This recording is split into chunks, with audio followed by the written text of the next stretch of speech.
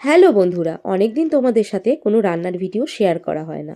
তো ভাবলাম আজকে ফাঁকা টাইম আছে আর হাতে যখন সময়ও আছে, তো একটা ভিডিও তোমাদের সাথে শেয়ার করা যাক। অনেক দিন ধরেই ওর বাবা কিনে এনেছে, প্রায় 2-3 দিন ধরেই ঘরে মাশরুম ছিল। তো তোমরা এই মাশরুমকে কী নামে বলো সেটা আমাকে একটুখানি কমেন্টে জানিও।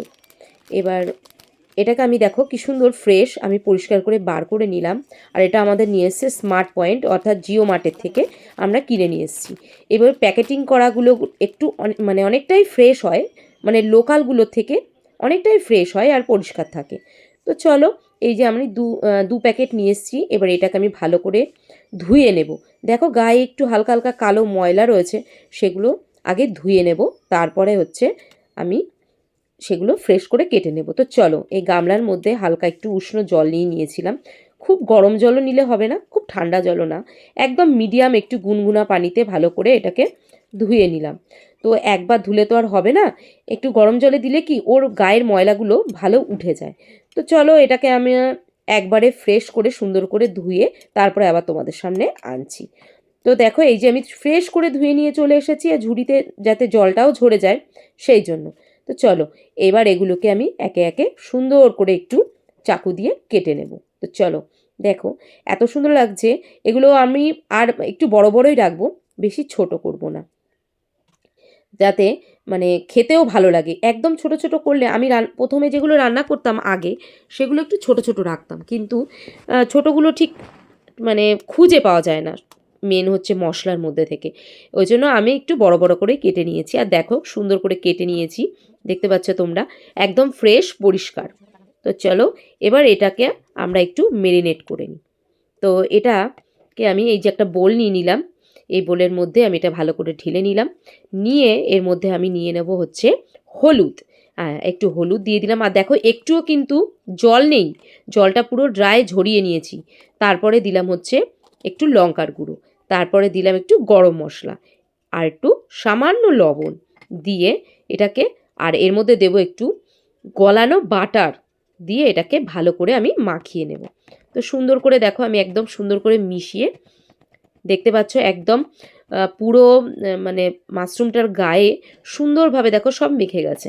এবার এটাকে আমি একটা ঢাকা দিয়ে রেখে দেব 10 মিনিটের জন্য। তো দেখো 10 মিনিট পরে দেখো কি সুন্দর একটু নরম হয়ে এসছে, আর একদম জল ছেড়ে দিয়েছে, এত ভালো লাগছে। এবার আমি মশলাটা তৈরি করে নিই।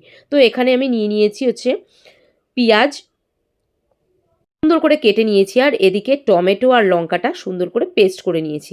তো চলো, পেস্টটাও আমি ঢেলে নিলাম। তো এবারে এই বাটিটাই রেখে দেবো, এই বাটির মধ্যে আমি অন্য মশলা করে নেব। তো এখানে দেখো আমার কাছে তিল ছিল, সাদা তিল, তিল নিলাম। আর এখানে তুমি কাজুও দিতে পারো, আমার ঘরে কাজু ছিল না বলে আমি চীনাবাদাম দিয়েছি। দিয়ে এটাকেও আমি একটা সুন্দর পেস্ট করে নিলাম। তো চলো, এবার রান্না শুরু করা যাক। কড়াই গরম হয়ে গেছে, কড়াইতে এবার আমি দিয়ে দেবো একে একে সাদা তেল। সর্ষের তেলও তোমরা ব্যবহার করতে পারো, কিন্তু আমি এটা সাদা তেলই দিয়েছি। আর আমার তেলটা যেহেতু আলাদা করে একটা বাটিতে তোলা ছিল, ওই জন্য খুন্তি করেই বারবার তেলটা দিচ্ছিলাম, যাতে পড়ে না যায়। অনেক সময় দেখবা তেল গড়িয়ে যায়, চারিদিকে পড়ে যায়, ওই জন্য আমি দিয়ে দিয়েছি। এরপরে আমি দেখো একটু জিরে দিয়ে দিলাম। তো জিরে দেওয়ার পরে জিরেটা যে একটু লাল লাল হলো, এর ঘরে দিয়ে দিলাম আমি হচ্ছে কুচনো পেঁয়াজ, যেটা আমি কুচিয়ে রেখে দিয়েছিলাম। তো এটাকে আমি খুব সুন্দর করে একটু লাল লাল করে ভেজে নিতে হবে। যতক্ষণ না একটু ব্রাউন কালার হয়ে আসছে, আমরা কিন্তু পেঁয়াজটা একটু সুন্দর করে ভেজে নেব। তো দেখো এদিকে আমার পেঁয়াজটা অনেকটা ব্রাউন হয়ে গেছে, লাল হয়ে এসছে। তো এবার এই পেঁয়াজের মধ্যেই আমি দিয়ে দেব হচ্ছে সেই টমেটো আর লঙ্কা যে পেস্টটা ছিল, সেই পেস্টটা আমরা দিয়ে দেবো। দিয়ে একটু ভালো করে নাড়তে থাকবো।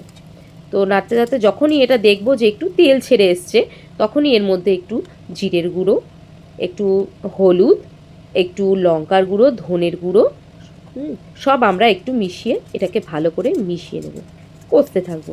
তো মশলাটা কষতে কষতে তোমরা কে কীভাবে এটা রান্না করো আমাকে কিন্তু অবশ্যই জানিও। আমি এইভাবে রান্না করি।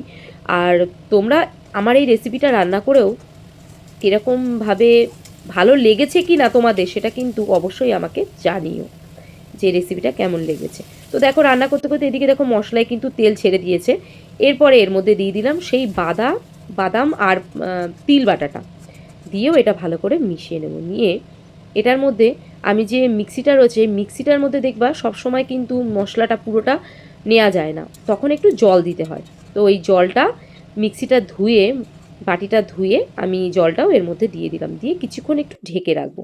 তো ঢেকে রেখে দেখো ঢাকনাটা খুলে দেখছি আমার পুরো মশলাটায় সুন্দরভাবে তেল ছেড়ে দিয়েছে, পুরো মশলাটা সুন্দরভাবে মিশে গেছে।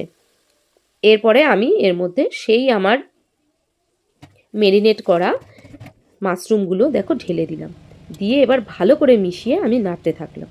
আর যেহেতু মেরিনেট করে রাখা হয়েছিল লবণ দিয়ে আর মশলা দিয়ে, পুরো মাশরুমের গায়ের মানে মাশরুমের ভেতরে কিন্তু লবণের ফ্লেভার, সব কিছু মশলার একটা সুন্দর ফ্লেভার চলে গেছিলো, যেহেতু অনেকক্ষণ মেরিনেট করে রাখা হয়েছিল। এরপরে দিলাম ঢেকে। হাতের কাছে ছিল ধনেপাতা। তো এখন শীতের সিজন, ধনেপাতাটা তো মানে কম্পালসারি, যে কোনো সবজিতেই ধনেপাতাটা খুব ভালো লাগে। তো এইদিকে দেখো তরকারিও আমার প্রায় হয়ে এসছে। ওটা আমি 5 মিনিটের জন্য একটু ঢেকে রেখেছিলাম। তো ফুটেছে, তেল ছেড়ে দিয়েছে, এরপরে লাস্টে ধনেপাতা দিয়ে দিলাম।